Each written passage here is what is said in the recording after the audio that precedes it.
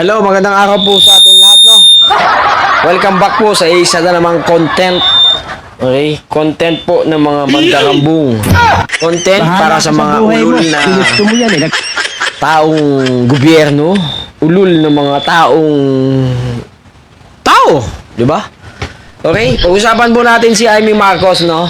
At ang Team Marcos sa Ilocos. Bunakin natin to. Ang probinsya. Kaya ito po yung proclamation po, rally po nung mga nakakaang 3 linggo ng Team Marcos po sa Ilocos, sa Lawag, Ilocos Norte. Okay? Nandiyan po ang susunod na gobernador natin. So, ang mention po ng presidente po ngayon, ang vice na magiging governor na ngayon ng Ilocos. Okay? Supposed to be, dapat, si Amy Marcos nandyan. Okay? Ang mga pagtitipon po, ng buong Ilocos, halimbawa, meron silang mga piyesta, mga coronation night, mga Ilocos candidate. I-review nyo po. Panoorin nyo sa lahat ng mga sites.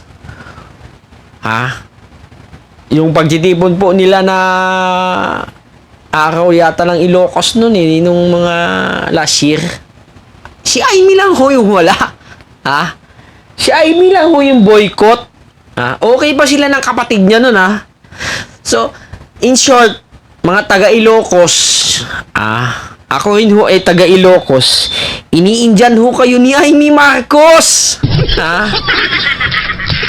Tapos, bibit-bitin nyo siya sa 2025 election. Puta! Kayo nga, tinatalikuran Mas gugustuhin pa niya pumunta ng Davao kaysa pumunta ng Ilocos. Sa mga Ilocano, kininayo. Laglag. Tanga ka na kung bobotohin nyo pa si Amy Marcos. Pupunta lang dyan para ikampanya ang PDP laban. Na trinidor kayong lahat. Trinidor tayong lahat.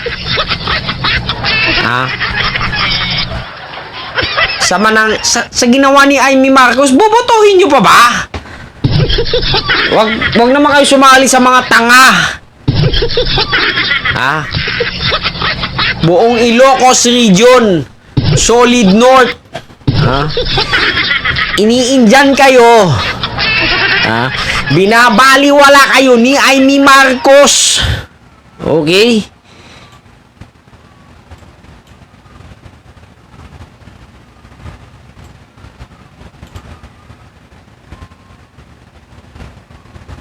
Binabaliwala kayo ng inyong senador, Amy Marcos. Kasi kampanteng-kampante siya na tanga kayo, na iboboto nyo pa rin. Diyan sa kukuha ng pinakamalaking boto, diyan sa nakakuha ng pinakamalaking boto niya sa pagkasenador niya. Nakulang-kulang 1 milyong boto. Tapos binabaliwala kayo. Binabaliwala ni Amy Marcos yung buong Ilocos, solid north. Gugustuhin niyan Mindanao. Tignan nyo, walang tiwala sa inyo, hindi sumali sa alyansa. Tangina. Huwag kayong magpakatanga, Huwag nyo sabihin, gagawin nyo pa rin siyang number 1 senator nyo. Gunggong na lang kayo kung gagawin nyo pa yun. Binabaliwala kayo, hindi kayo dinadalaw. Mas gugustuhin niyang pumunta sa Davao, Ang pinakamamahal ninyong FEM, Ferdinand Edralin Marcos, na iuhukayin ni Sara Duterte na itatapon sa West Philippine Sea, na hindi ko alam kung ama ba talaga niya yun. Ang dami nagalit sa inyo. Pero yung anak-anakan niyang si Amy, hinalikan pa si Sara. Tangina nyo. Uhukayin na, itatapon na sa West Philippine Sea. binabastos na yung buong, yung tinatawag nating idol. Binabastos ni Sara. Sinasang-ayunan naman ni Amy Marcos. Ayan, ang kasalukuyang presidente ng Republika ng Pilipinas ni Tiga Ilocos, na former governor ng Ilocos, former congressman ng Ilocos, papatayin daw. Anong ginawa ni Amy Marcos? Nakipag-alyansa pa. Ha? Paano ngayon yan? Lahat ng pagtitipon, supposed to be nandyan si Amy Marcos. Sinusuportahan ng Team Marcos. Ha? Hindi natin alam kung talaga bang Marcos yan o hinayupak lang talaga. Ha? Cute, tigi mga Ilocos. Kininayo. Huwag kang magpakalaglag. Ha? Binabaliwala kayo ni Amy. Wala daw kayong boto. Wala kayong solid. Mang-mang daw kayo.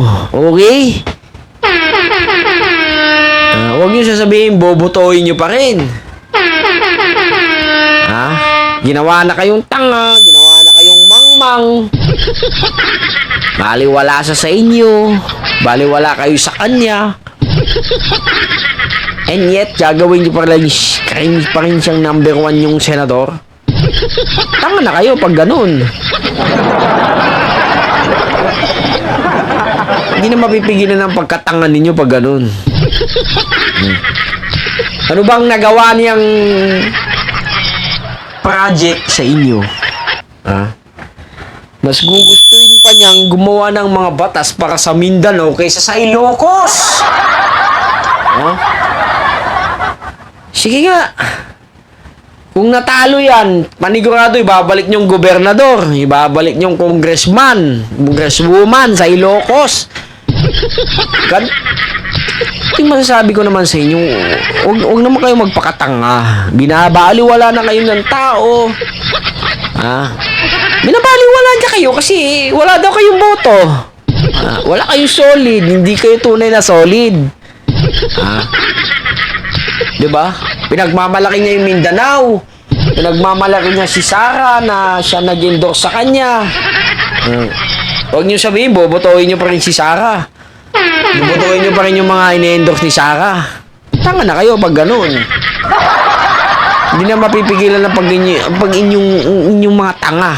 Katangahan pag ganun. Alam nyo si Amy po, kontra po siya sa buong Ilocos.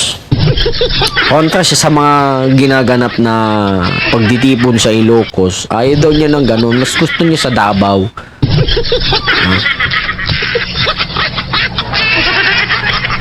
Ito mo. Kaya't kailangan pa rin namin ang tulong ng ating mga local government.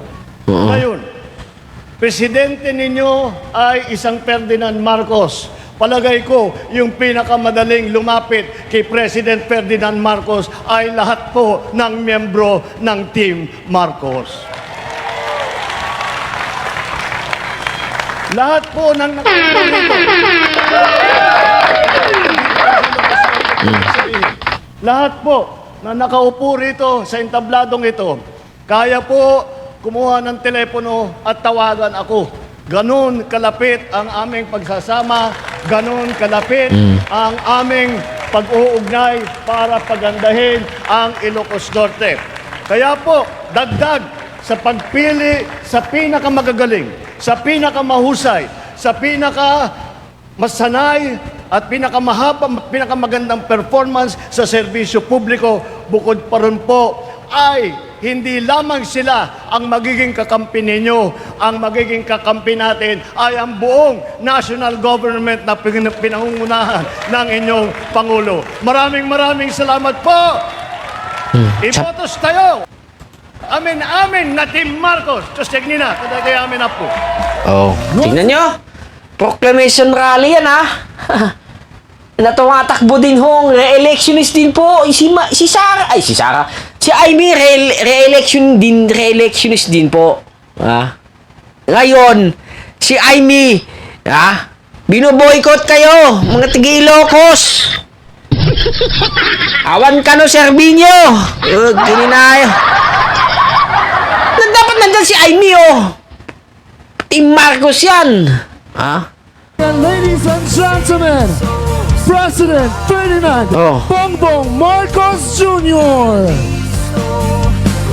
Sa labuwenta yung mananapot, tinabara ng sipsipat, Team Marcos, Oh. led by our soon-to-be Governor Cecilia Araneta. Maging anak nga ni Amy, galit sa kanya eh. Di ba? Oh, dapat nandyan si Amy. For our Vice Governor, Matthew Marcos Manoto. Di ba? Oh. Yung ang inyong Kininayo ka no, kung na ni Amy. Mas gugustuhin niya pumunta sa Manila para kunin ang endorsement ni Isko. Pumunta sa kay Sara para kunin ang endorsement ni Isko. Oh. Kayo matagi-Ilocos, nagawa ba ni Amy na kunin ang inyong endorsement? Kunin ang inyong boto. Mangampanya sa inyo.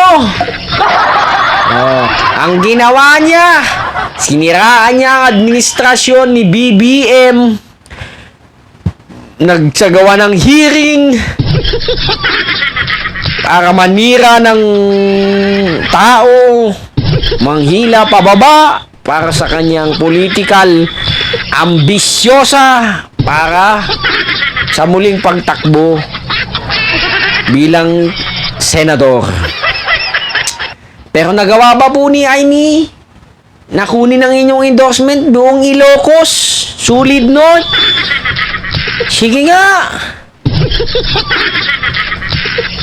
Nagawa ba ni Amy na pumunta sa inyo, makipagkamay sa inyo? Kininayo.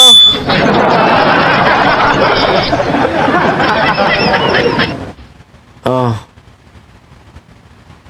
Come on. Ilocos Norte.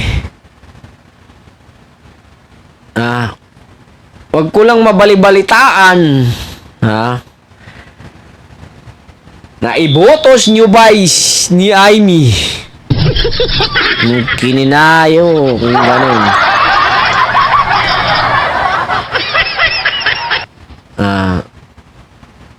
Nasa sa inyo na yun. Ginaliwala kayo ng tao. Tapos, bobotohin nyo ba? Kasalanan na ninyo yun.